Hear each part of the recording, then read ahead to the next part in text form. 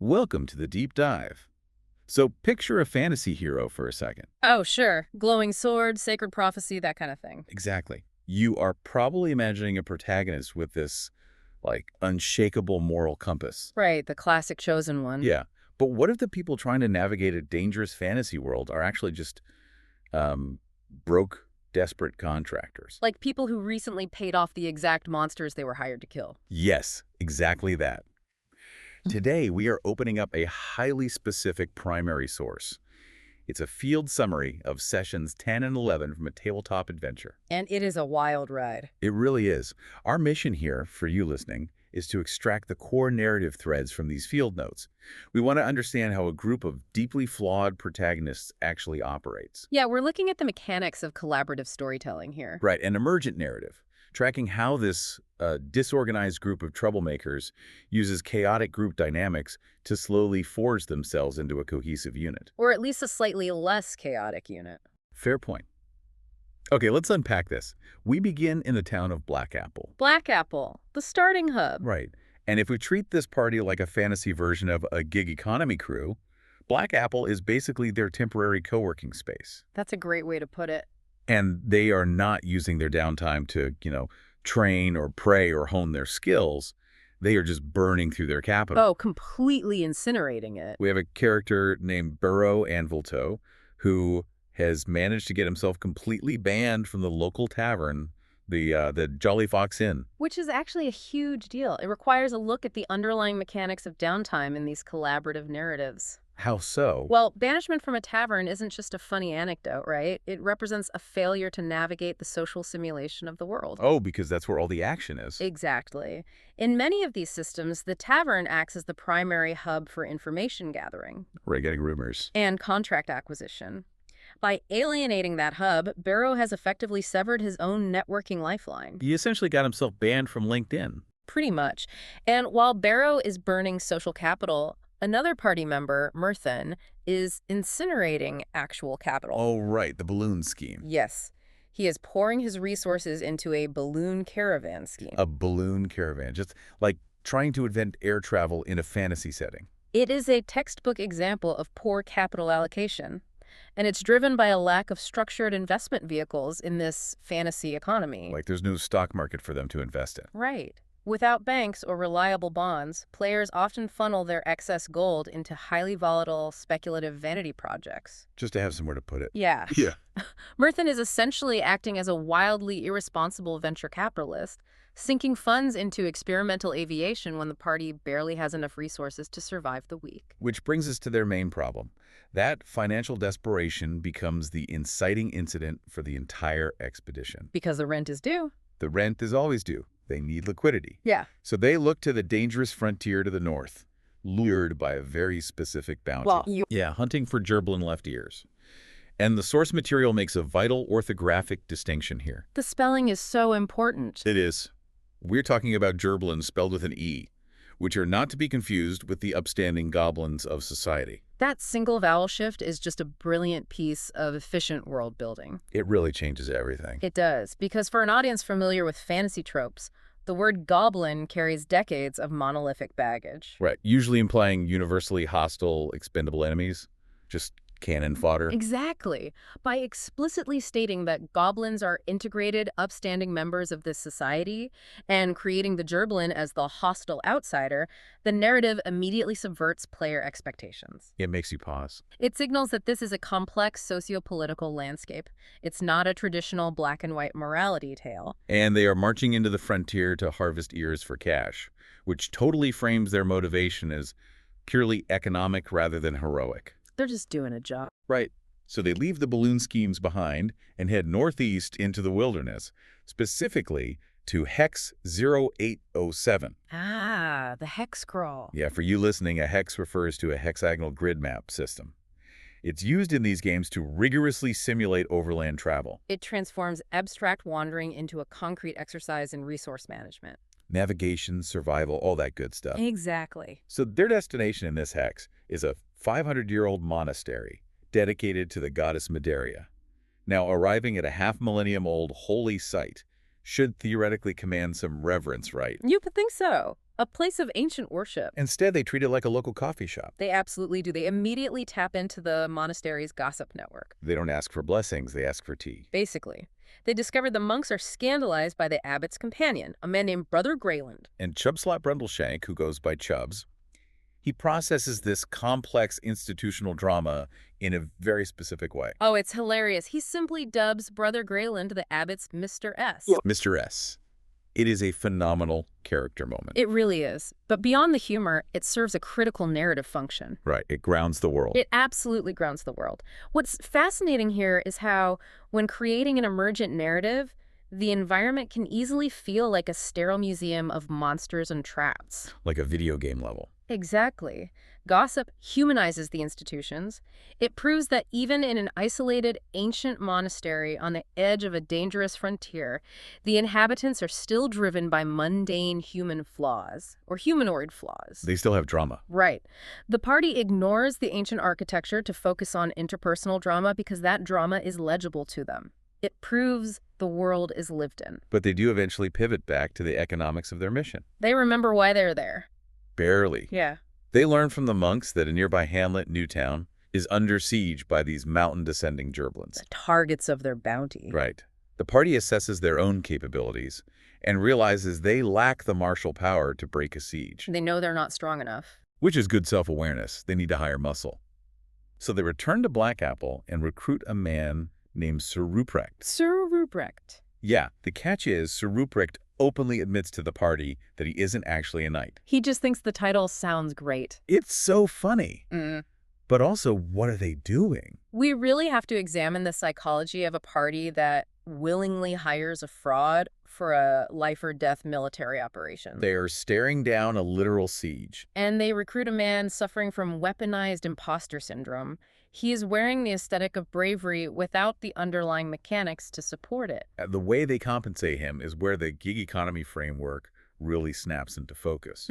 Chubbs uses what the material calls pirate logic to convince Ruprecht to join. Pirate logic. I love this part. He explains that everyone gets an equal share of the loot, but the captain gets a double share. Right.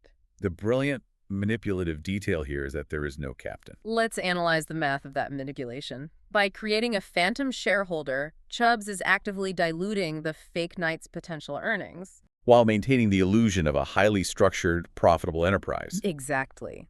It mirrors historical privateering microeconomies, where complex share structures were often used to legally obscure how wealth was distributed among the crew, the crown, and investors. It's basically a shell company. Chubbs is essentially setting up a high-risk corporate entity where the primary stakeholder doesn't even exist.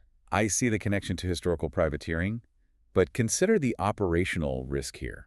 It feels closer to a modern startup founding team. Oh, how so? Well, they lack actual funding, so they just hand out fake vice president titles instead of real equity. Ah, yes, title bloat. Exactly. They are building their tactical foundation on a lie. They're throwing a guy who just likes the aesthetic of armor into a siege, promising him a diluted share of wealth managed by a ghost. To the House of Cards. Right. When the violence actually starts, Sir Ruprecht is going to fold, because a fake title cannot block a Gerblin arrow. That operational risk is exactly why they hedge their bets. They don't rely solely on the fraudulent knight. Yeah. They also hire 3 actual verifiable guards from the monastery. Denwinnen, Clum, and Ariel. Right. And they get them for a fixed rate of 2 gold a day. They are balancing the high-risk, equity-based manipulation of Ruprecht with the stable, predictable overhead of mercenary labor. It makes sense on paper. It is a highly pragmatic, albeit completely disorganized, approach to mitigating risk. So they successfully barter and bluff their way into leading a small task force? A very questionable task force. Very. But the theoretical planning in the monastery immediately collides with reality when they cross into Hex 0806 and enter Newtown. Yeah, the tonal shift in the narrative here is severe. It really is. We transition from the comedic social maneuvering of pirate logic directly into environmental folk horror. The environment does all the heavy lifting for the narrative here. They arrive to find a ghost town. It's empty.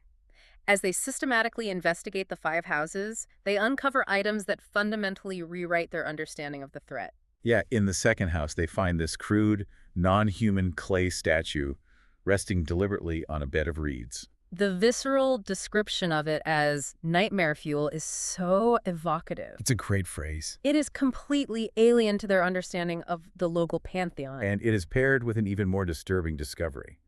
A jar of pickled eyeballs. Which is just so gross. Right.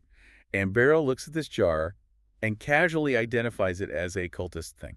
Just super casually. Let's break down the taxonomy of horror operating in this scene. Let's do it. You have the crude clay on the reeds, which represents an ancient, abstract, primitive dread. Like old magic. Exactly. It implies a ritual that predates their civilized understanding of magic. Then you contrast that with the pickled eyeballs. Which is way more specific. Right. That is a clinical, organized, highly preserved form of horror. Someone had to put in the work to pickle those. Yes. The combination of the primitive and the clinical signals to the party that they are no longer dealing with simple frontier pests stealing livestock. The Gerblins are up to something much worse. The Gerblins are tethered to a deeply organized, deeply insidious belief system.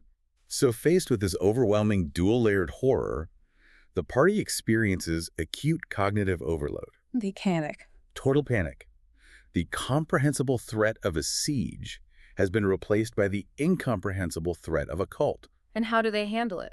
Well, do they carefully preserve the artifacts? Do they attempt an academic study of the idol? Of course not. No. Their immediate instinctual reaction is to break the statue and deliberately burn the house down. It is a fascinating mechanism of control, honestly. Burning it down. Yeah. When the human mind or the player's mind encounters a variable it cannot parse, the instinct is often to eradicate it entirely. Just delete the problem. Arson, in this context, is not just destruction. It is a primitive attempt to reassert agency over an environment that has suddenly become terrifyingly alien. That makes a lot of sense. A trained investigator analyzes a crime scene. A terrified gig worker immolates it to create a false sense of security. I want to frame this for you, the listener.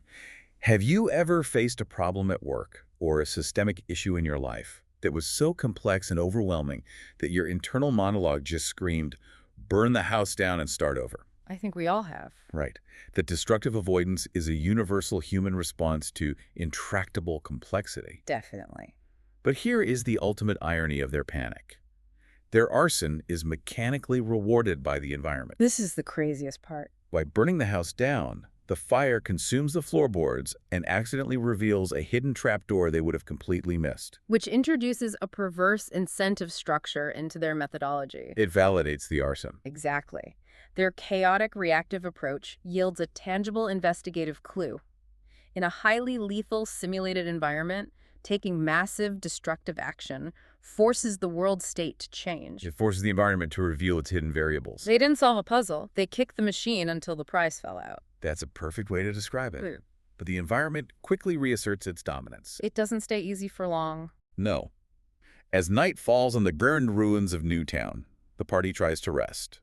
But they are awoken by the sounds of grunting and rustling in the surrounding wheat fields. The Gerblins have arrived. They are here. So Chubbs, perhaps emboldened by the accidental success of his previous arson, rushes into the street with a cinematic plan. Oh, Chubbs. He decides to set the entire wheat field on fire to flush the enemy out. This is where player expectations violently clash with the physics engine of the collaborative narrative. He thought it was going to be an action movie. Chubbs is envisioning a sweeping, heroic wall of flame manipulating the battlefield. He is thinking in terms of narrative tropes. But the environment enforces objective reality. The wheat is wet. Likely from dew or recent rain. So instead of an inferno, the grand tactical maneuver results in a pathetic, smoldering fizzle. It perfectly deconstructs their illusion of control. Just a total wet blanket, literally. The environment simply refuses to accommodate their cinematic desires. The wet wheat neutralizes their primary strategy, proving that the world operates on internal logic, not just the rule of cool. It is a deeply humbling moment that strips away their perceived agency. And that humiliation carries over. Oh, big time. It carries over into the next morning. They investigate the damp field, find a spider silk cloak, and use it to track the Gerblins into a nearby beech forest. Following the trail. Right. And this leads to an encounter that completely shatters the power fantasy of the adventuring hero.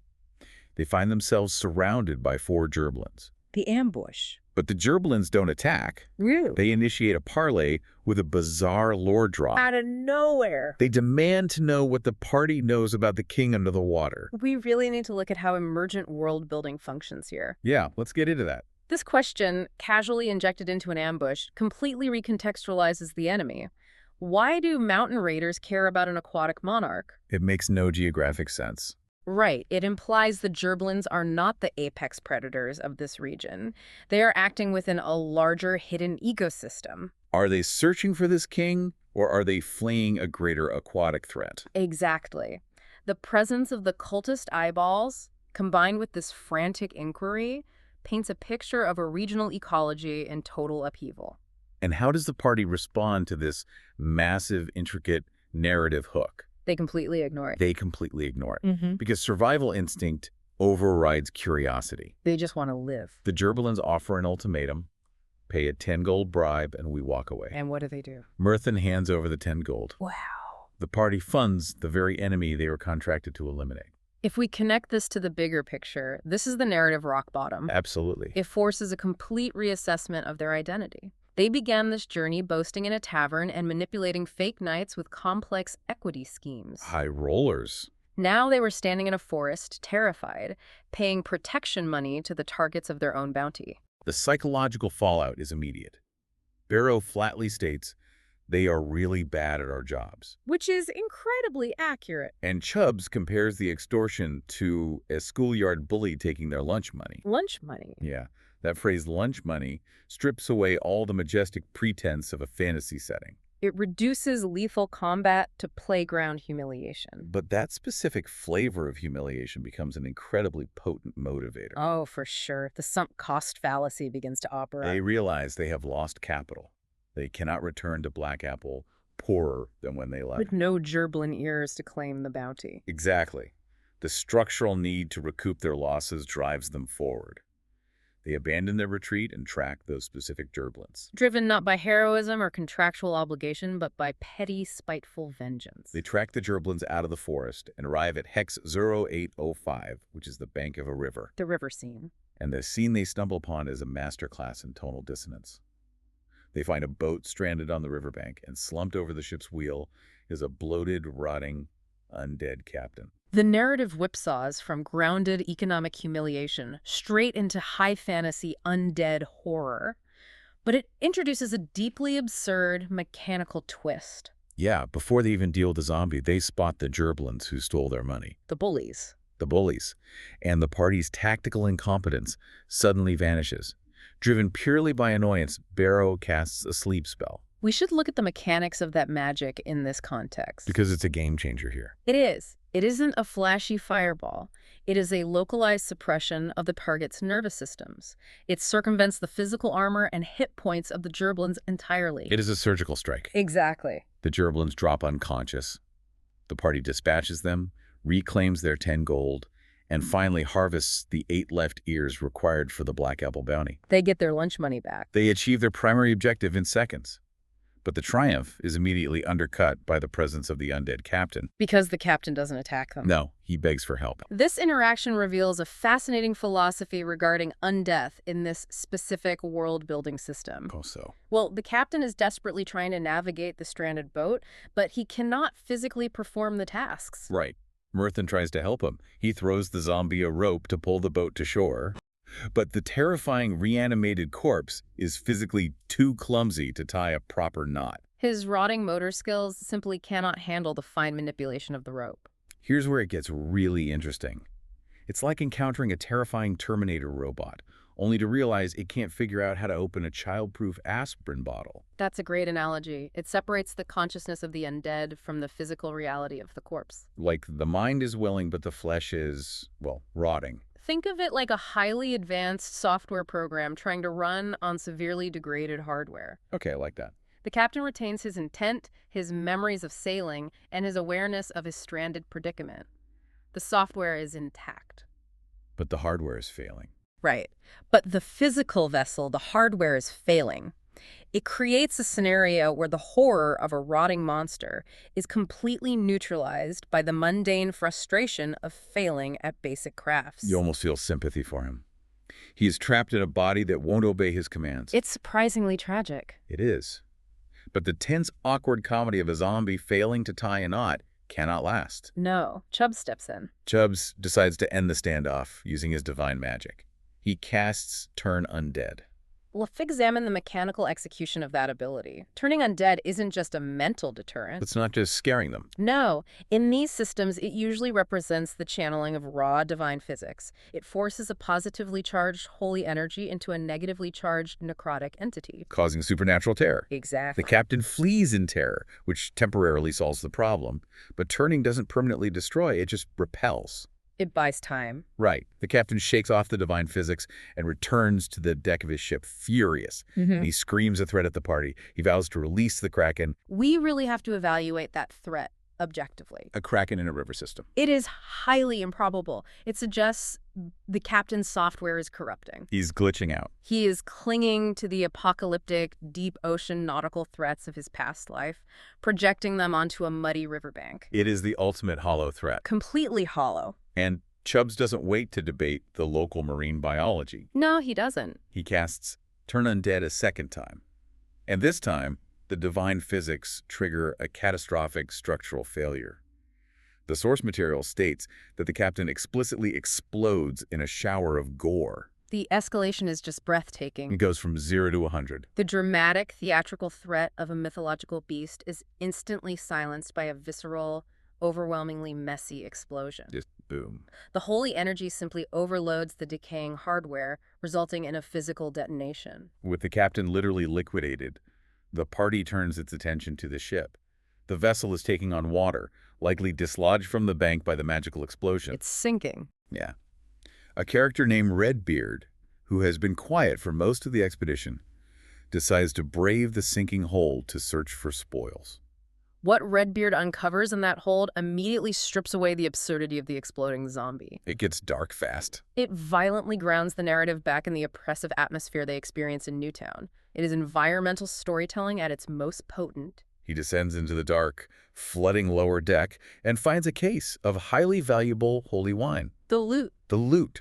But right next to it, he finds 8 corpses chained directly to the ribs of the ship. That discovery forces a complete recontextualization of the encounter. This wasn't a stranded merchant vessel. Not at all. The presence of chains welded to the hull implies a brutal, systemic architecture. Was this a slave ship? Or a secret prison transport for the cultists who left the eyeballs in Newtown. The juxtaposition of holy wine and chained prisoners creates a horrific dissonance. It really does. It points to corruption, hypocrisy, and a massive dark economy operating on this river. But before Redbeard can even attempt to unravel this conspiracy, the environment intervenes with lethal force. As the ship sinks deeper, 4 massive black water elementals rise from the swift current. This raises an important question. A standard narrative structure would frame these elementals as the ultimate boss fight. A punishment for meddling with the ship. Yeah, exactly.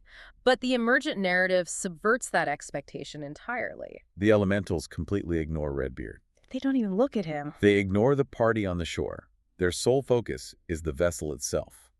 They use the current to dislodge the boat and begin dragging it down into the depths. This is a profound statement on the balance of power in this world. Like the street sweeper analogy. Yes.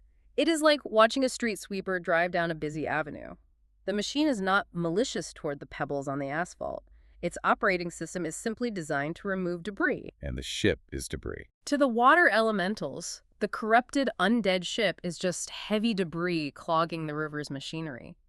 They act as an indifferent environmental operating system, reclaiming an unnatural object. Nature healing itself. In a way, yes. The adventurers are so insignificant to this process that the elementals don't even register them as threats. Taking that operating system analogy further, look at how Redbeard processes this chaotic data. Right. What does he do? He is standing in a flooding hold. Massive elemental programs are tearing the ship apart around him. He is looking at 8 chained corpses that hold the answers to a massive, dark conspiracy involving cultists and a king under the water. A huge lore dump. Exactly. What is his priority? Does he investigate the bodies? Yeah. Try to secure a manifest? No. He battles the swift current and prioritizes saving exactly 4 bottles of the holy wine. Just the wine.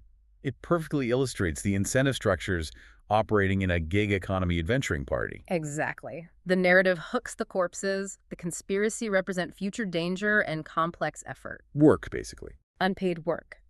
But the holy wine represents immediate, tangible, mechanical utility.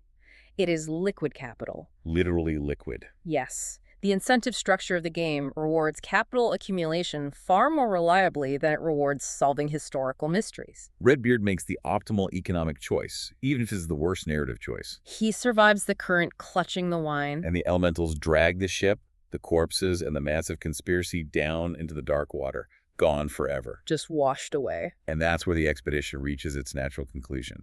They survived the elementals, reclaimed their gold, harvested the ears, and secured the wine. A successful run, all things considered. They retreat to Newtown, dismiss the 3 monastery guards. Denwinnen, Clum, and Ariel. Yes, paying out their contractual wages.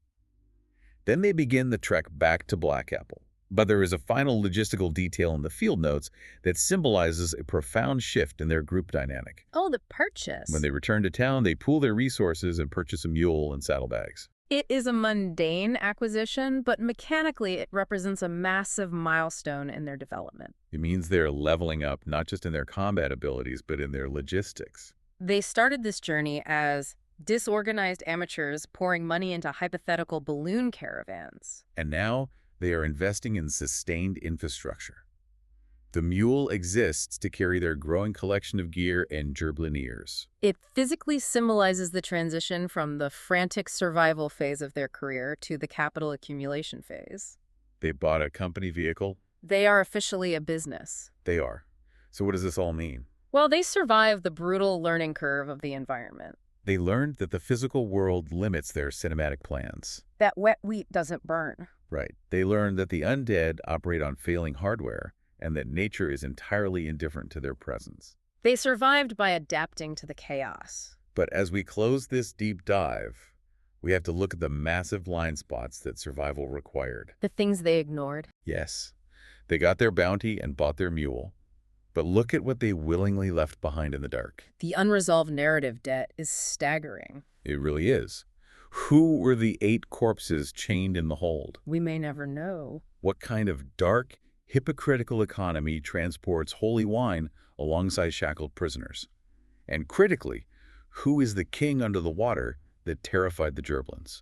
By focusing hypermyopically on their immediate financial goals, getting their lunch money back and harvesting ears, they walked completely past a regional conspiracy. They let the real mystery sink to the bottom of the river for 4 bottles of wine. And perhaps that is the ultimate insight here. How so? When you are entirely focused on the daily grinding mechanics of survival and gig work, you don't even notice the ancient systemic structures operating right next to you. You're just trying to get by. You secure your payload, but you miss the big picture entirely. That is something for you to ponder long after you finish listening.